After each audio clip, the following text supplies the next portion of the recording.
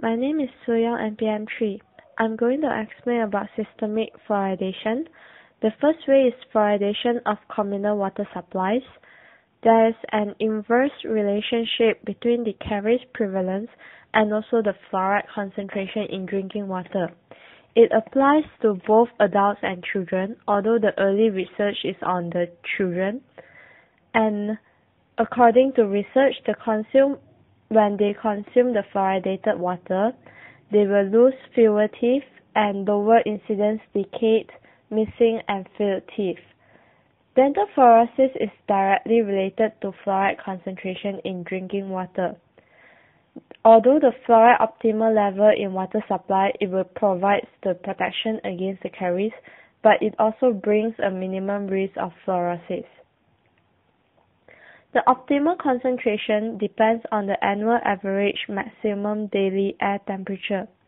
In temperate climates like 14.7 to 17.7 degrees Celsius, the fluoride optimal level is 1.0 ppm.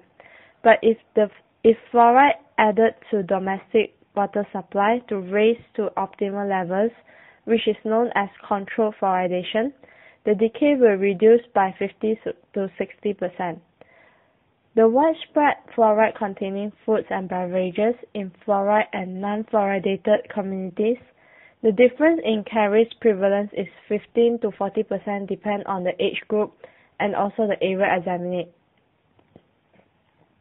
Fluoridation of communal water supplies is an ideal caries prevention program because it has an efficacy in reducing the caries prevalence, and there is an impressive cost benefits as the fluoridation is from the government, so the cost may be cheaper, and then they can save teeth from extraction and also avoid pain and discomfort from the carious lesions and time loss from visiting dentists. Next, I'm going to talk about the fluoridation of school water supplies. As the central water supply may not be available to large segments of the world's population, which is the fluoridation of communal water supplies, therefore the fluoride content of the school water supply is adjusted to reduce the dental caries without the dental fluorosis. Children spend around 20 to 25% of the total waking hours in school annually. To compensate for this part-time exposure to fluoride, the recommended concentration for school water fluoridation is 4.5 times the optimal value recommended for community water fluoridation in same geographic area. Because different areas they have different temperature, therefore the concentration is different too. Then the disadvantages for the school water supplies fluoridation is first, the children is normally at 5 to 6 years old before they attend school and drink the water from school. But the maximum caries prevention is normally when the fluoridated water is consumed from birth.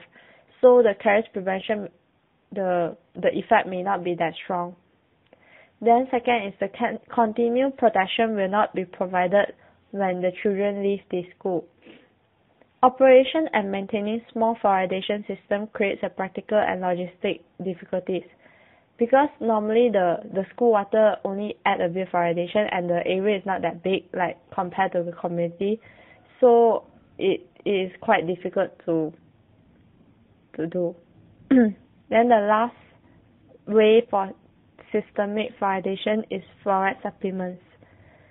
The communal water fluoridation, which is the first way, is the best systemic fluoridation method, because the benefits accrue automatically without conscious effort required. But the communal water fluoridation is not feasible, may be due to individual rows, political opposition, apathy, and also lack of funds. Therefore, the fluoride tablets, drops, and lozenges are used, which is the fluoride supplements. They are an effective cholestatic agents, but their effectivity is around less than 10% to more than 80%. And it must be used on daily basis from birth to 16 years old. It depends on two factors. First is how soon after the birth supplementation starts, and second is the degree of compliance. According to research, the higher caries reduction comes from the high motivation from first professionals who subscribe the fluoride supplements, second parents who supervise their children to take fluoride supplements, and lastly is the children who are old enough to be responsible for their own fluoride supplements. When fluoride supplements is distributed on the large scale, such as community health center, baby clinic, and health departments, there is a poor long-term compliance, and the compliance tends to reduce in older children. Dosage is very important because normally we control the dosage is to prevent the dental fluorosis, and it depends on two factors. First is the age of child, and second is the existing fluoride concentration in water supply. It can be determined through the local authority. Fail to determine the existing fluoride concentration in water supply will lead to fluoride overdose and also dental fluorosis. There are two groups of children. First is the young infants. Normally drops is more preferable because it can directly dispense into children's mouth with the medicine dropper or mixed with the foods or beverages. Second group is the older children where the primary teeth is erupted. Tablet or lozenges, which comes in 0.25, 0.5 and 1 mg packaging, is more preferable because it brings systemic benefits when swallowed and also topical benefits when chewed around the teeth. It is not advisable to dispense 120 mg fluoride in one container, but if you do, you must come with the child-proof top which written caution and store out of reach of children. The dosage for fluoride supplements, the age group divided into three. First is 0.5 to 3 years old, and if the fluoride concentration in primary drinking water is less than 0.3, you can give 0.25 mg. Then 0.3 and higher, you don't have to give any supplements. 3 to 6 years old, if the drinking water is less than 0.3, you can give 0.5 mg, and if the drinking water is 0.3 to 0.6 ppm, you can give 0.25 mg. If higher, no fluoride supplements should be given. And last group is 6 to 16 years old. You can give 1.0 mg to less than 0.3 ppm drinking water. If the drinking water is in 0.3 to 0.6 ppm, you can give 0.5 mg, but higher you don't have to give any fluoride supplements. The fluoride supplements is taken as single bolus, and therefore it will increase the blood fluoride levels very rapidly. Therefore, it is a major risk factor for dental fluorosis. Out of these three ways, fluoride supplements actually is the easiest way to lead to dental fluorosis. Therefore, strict fluoride prescription should be given.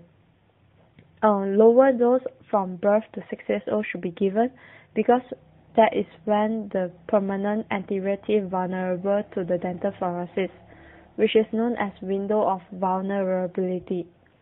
Youngest age group should be given more dilute drops, such as 0.25 mg fluoride in 0.25 ml. It is to minimize the over-dispensing errors. In Canada, a more drastic reduction in dosage is applied. No supplements until 3 years old, and only give 0.25 mg from 3 to 5 years old and 1 mg from 6 years old and onwards. There is an insufficient data to show the efficacy of prenatal supplements in reducing the caries in offspring. Therefore, FDA, which is the Food and Drug Administration, does not permit any fluoride preparation to be labeled or advertised for prenatal use. Only small portion of enamel of some primary teeth, mostly incisors, enter the secondary mineralization, which is known as maturing stage at birth. Almost no permanent teeth except the first molar tips, which at the formative stage is affected. Therefore, it is more important to take regularly after birth the prenatal As the prenatal supplements don't really give any caries preventive effects to the offspring, therefore it is more advisable to give after birth regularly. Then the fluoride concentration in human milk is 0.05 ppm and in cow's milk is 0.1 ppm. Therefore, they are negligible source of fluoride. But the breastfed children reside in optimally fluoridated communities does not require any supplements. But for the children that is in suboptimally fluoridated communities, like just now according to the table, less than 0.3 ppm, the dosage should be given according to the table. Last concern about the fluoride supplements is the vitamin. The vitamin does not interfere or affect the fluoride supplements effect, which is caries preventive, but it increases the cost to patient. Therefore, normally vitamin is quite not advisable to the children. But if the children require vitamin, which is very unlikely, the fluoride vitamin combination should be given because it is more convenient as it comes in one packet. But it contains around 60% of sugar as sweetener to mask the vitamin B taste. Therefore, this property is contraindicated to the caries prevention of the children. Thank you.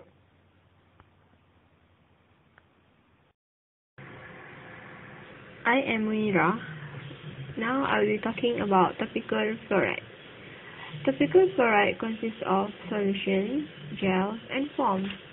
Topical fluoride in this form are composed of APF, which is acidulated phosphate fluoride, which has 1.23% of fluoride in it, with pH of 3 and 0.1 mole per liter of orthophosphoric acid.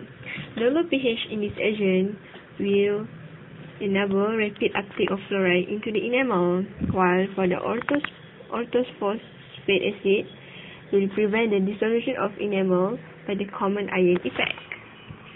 Now I will continue about application in the solution form. The teeth should be carefully isolated with cotton rolls or gauze swabs and only sufficient amount of solution applied to wet teeth surface and keep them wet. Then for application in gel or foam form, if gel trays are used, only a minimum amount of gel or foam must be dispensed sufficient to cover the teeth but not to exude from the tray. Saliva ejected or high vacuum suction should use during the 4 minutes of fluoride application of the agent. Excess gel or foam must be wiped off from the teeth with gauze upon the removal of the tray. Have patient expectorate thoroughly after the treatment. Next, I will move on to varnish. Stannum fluoride, sodium fluoride, and acidulated phosphate fluoride are all aqueous preparations, but other research has involved non-aqueous solutions that are applied as varnishes with longer retention time on the tooth surface.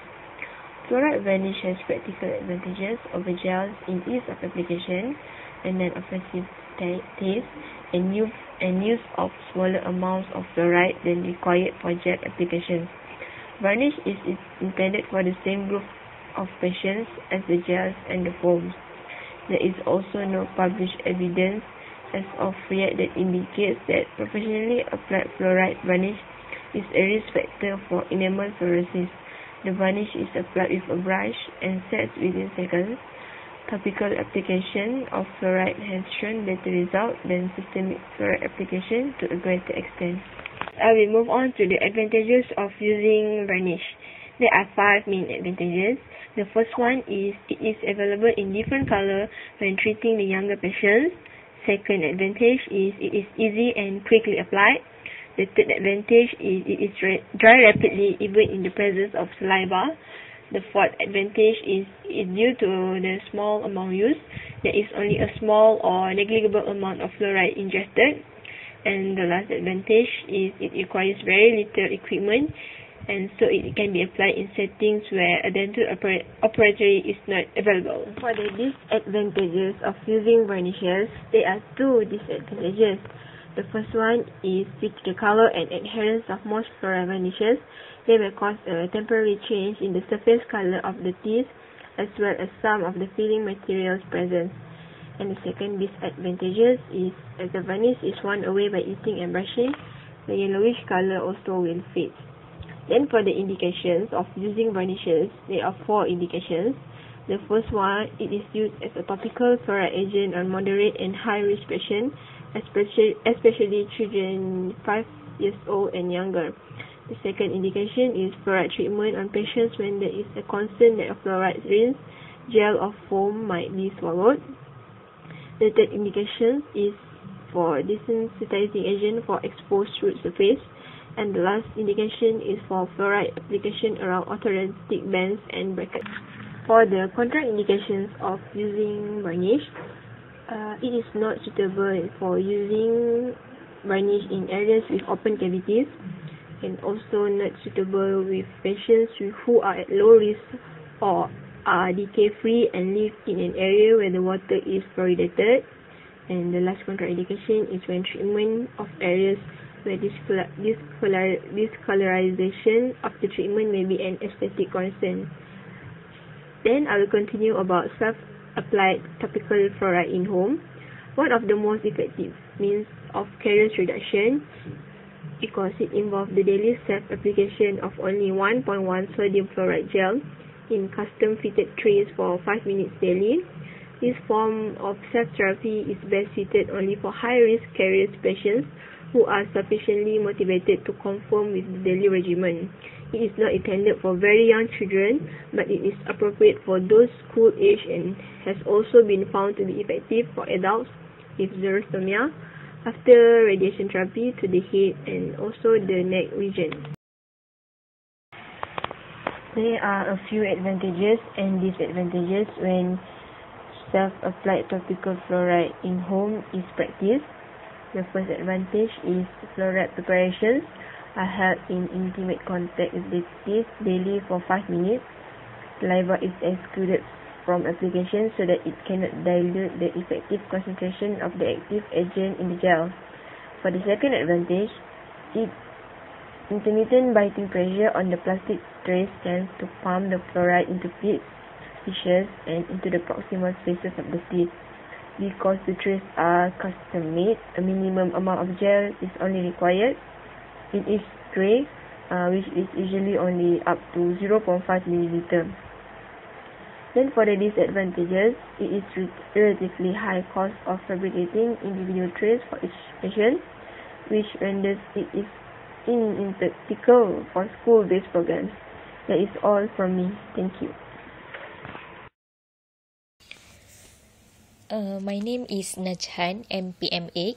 Now I will present about fluoride mouthwash. Fluoride assists in the prevention of dental caries by promoting remineralization with fluoropite and fluorohydrosyapatite. Thereby, it will increase the enamel resistance to the acid attack. Fluoride is available in different concentration as either acidulated phosphate fluoride or sodium fluoride. Fluoride mouthwash reduce dental caries, and they are recommended for patients at high risk dental caries, including those with xerostomia after irradiation and chemotherapy, those who have difficulty with oral hygiene procedure and thus undergoing fixed orthodontic treatment. Fluoride mouthwash are not indicated in children younger than 6 years of age, as the risk of ingestion is high. So the pharmacokinetics for the fluoride mouthwash. Sodium fluoride is karyostatic agent that is used to prevent dental caries. It can also be used as a source of fluoride in total parenteral nutrition. So for the absorption, it will absorb from the GI tract, and then inhaled fluorides are absorbed through the lungs. The distribution, it crosses the placenta and enters the breast milk. It also deposited mainly in teeth and bones, but also present in saliva, nails and hairs. It is excreted in the urine with small amounts appearing in sweat and feces. The dosage for children 6 years old and above in 0.2% or 0.05% rinsing solution. Rinse 10 ml once daily or weekly. It is preferable at bedtime after brushing the teeth. Rinse solution around and between teeth for 1 minute and spit after rinsing. As gel containing 1.1% sodium fluoride, apply a thin layer of the gel to the teeth daily, preferably at bedtime after brushing the teeth, by using a toothbrush or mouth tray for at least 1 minute and spit after application. Rinse the mouth thoroughly after spitting the gel. For adult dosage, in 0.2% or 0.05% rinsing solution, rinse 10 ml once daily or weekly. It's also preferably at bedtime after brushing the teeth. Rinse solution around and between teeth for 1 minute and spit after rinsing. As gel containing 1.1% sodium fluoride, first, apply a thin layer of the gel to the teeth daily, using a toothbrush or mouth tray for at least 1 minute and spit after application. For maximum benefit, do not eat, drink or rinse their mouth for at least 30 minutes after using the rinsing solution or dental gel. Now I will talking about fluoride dentifrices. Sodium monofluorophosphate or MFP is the first tested as a therapeutic agent in dentifrices in the early 1960s. In clinical trials of dentifrices containing MFP, it showed that it very effective to reduce the caries. A dose-response effect has been shown that dentifrices with less MFP are less effective and dentifrices with more MFP are more effective. Sodium fluoride is the first fluoride to be tested in the toothpaste, but it is ineffective because of the incompatibility with the earlier abrasive system used.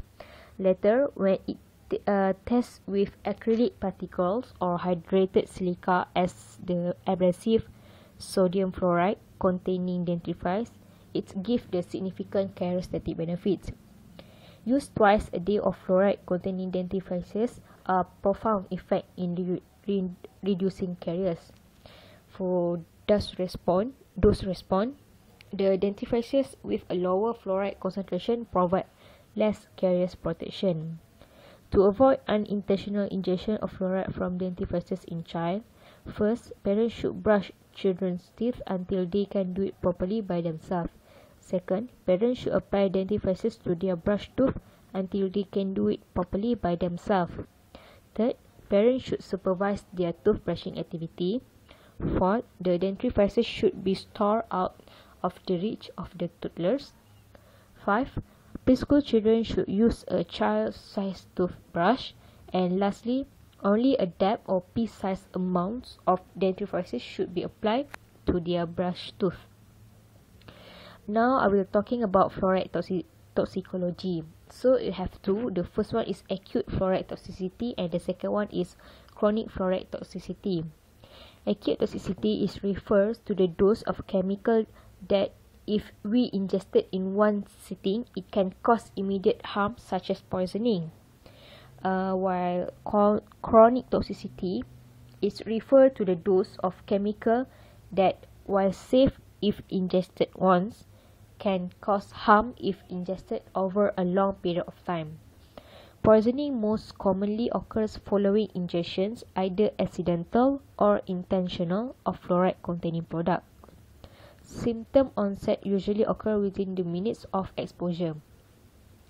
Ingested fluoride initially acts locally on the intestinal mucosa, and then it will form hydrofluoric acid in the stomach, which leads to the GI irritation or corrosive effect. And then following the ingestion, the GI tract is the earliest and most commonly affected organ system. So common source of acute overexposures are usually by dental product, particularly dentifrices which contain high fluoride concentration, pleasant flavors, and they are present in non-secure location in most homes. The mechanism: ingested fluoride locally on the intestinal mucosa, and then it will form hydrofluoric acid in the stomach. After that, it will lead to the GI irritation or corrosive effect. When absorbed, fluoride binds the calcium ions and lead to the hypocalcemia. Fluoride has direct cytotoxic effects and interferes with a number of enzyme systems, which is it disrupts the oxidative phosphorylation, glycolysis, coagulation, and neurotransmission by binding calcium. Fluoride also inhibits the sodium and potassium ATPase, which leads to the hyperkalemia by extracellular release of potassium. Fluoride inhibits acetylcholinesterases, which may be partly responsible for hypersalivation, vomiting, and diarrhea as the cholinergic signs. Seizure may result from both hypomagnesemia and hypocalcemia.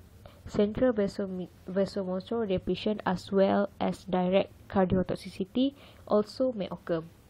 Death usually results from respiratory paralysis, dysrhythmia, or cardiac failure. Sign and symptom for the acute fluoride toxicity. First,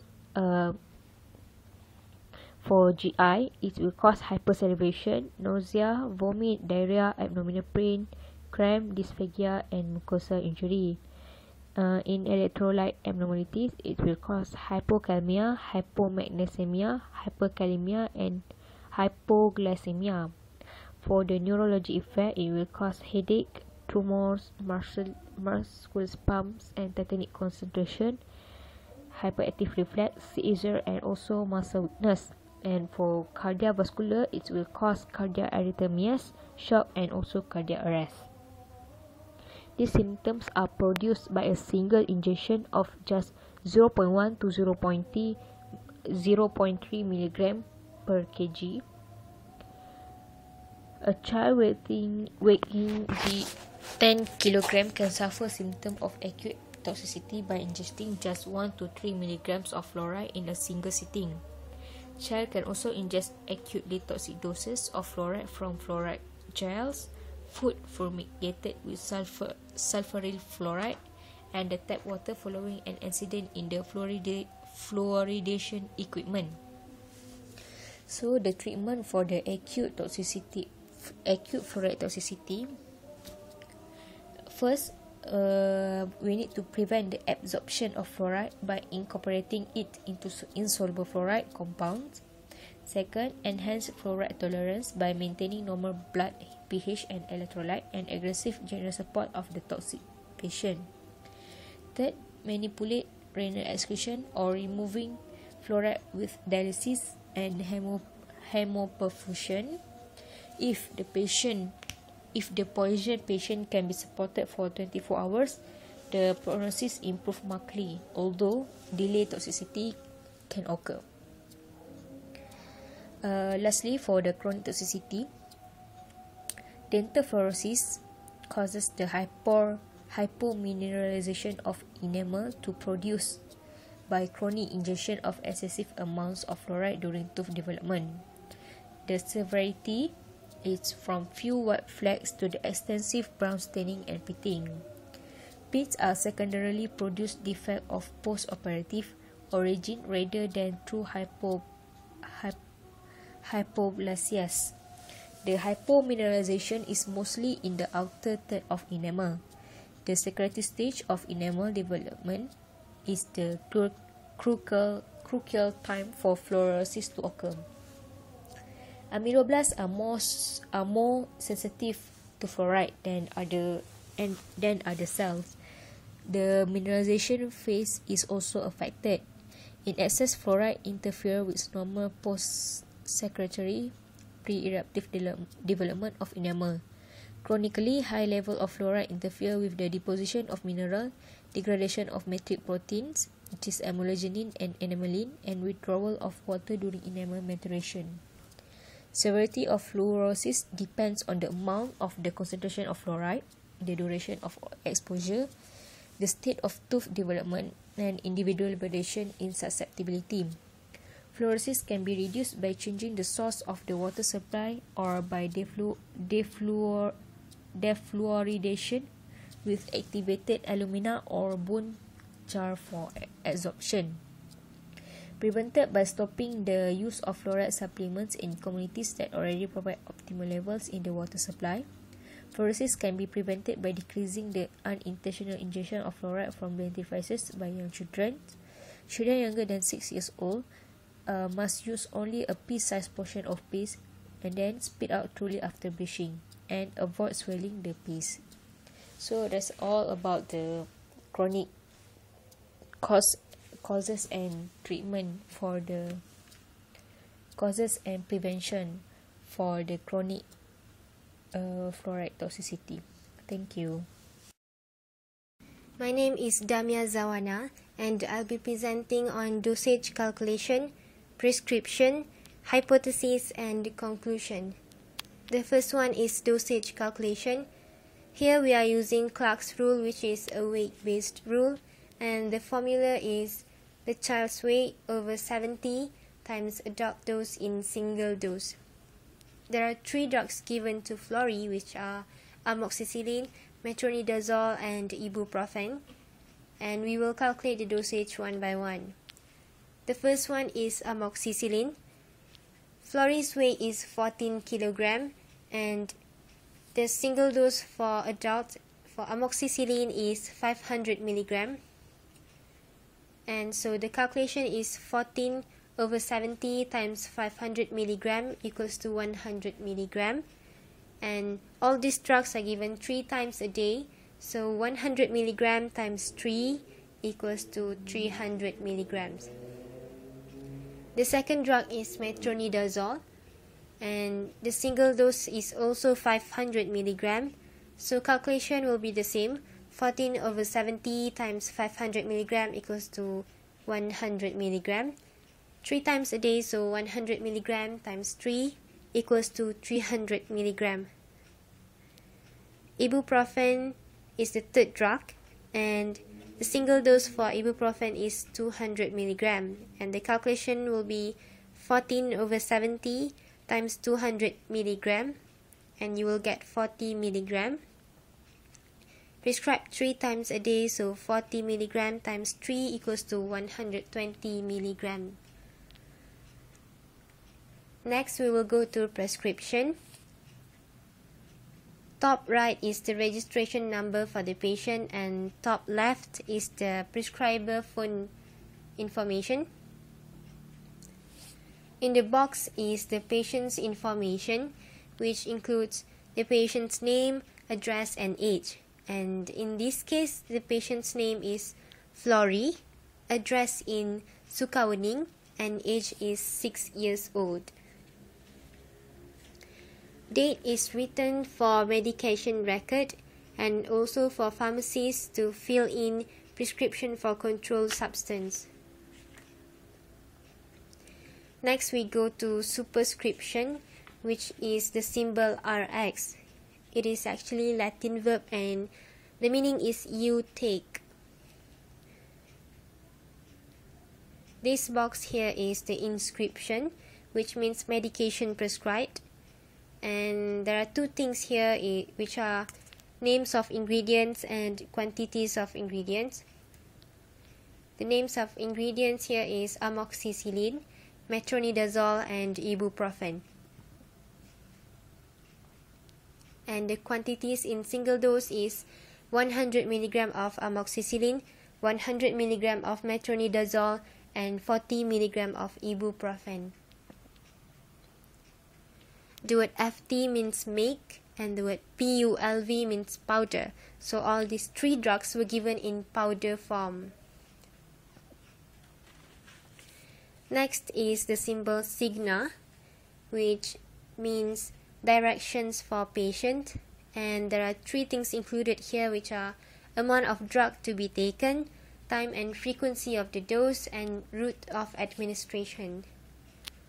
The direction for this case is PO, which means per oral, CF means with food, and TID means 3 times a day. So basically, the route of administration is orally. Time and frequency of the dose is 3 times a day.